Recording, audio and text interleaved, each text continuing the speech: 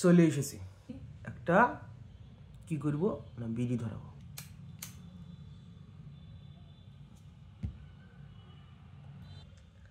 শিব ঠাকুরের চেনেন? শিব ঠাকুর কীরকম লোক, একে উলঙ্গ বৈরাগী, তার মধ্যে সংসার স্থাপন করেছে।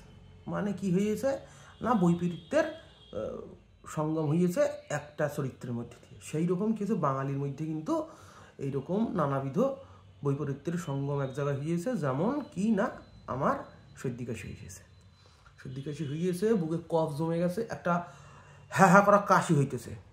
সে কাশির জন্য কি হয়েছে, একটা কড়া খাইতেছি আমি। কড়া খাইলে কী হবে, বিড়িটা সঙ্গে লাগে। এইটাই হচ্ছে বলতে চাইতেছি যেটা, সেটা হচ্ছে বৈপরীত্যের সঙ্গম, যে বিড়ি খাবো এবং কড়াও একসাথে খাইব, আমার সর্দি কাশি অটোমেটিক্যালি একদিন শিবের পায়ে সমর্পণ হয়ে যাবে। বোঝা গেছে? ঠিক আছে।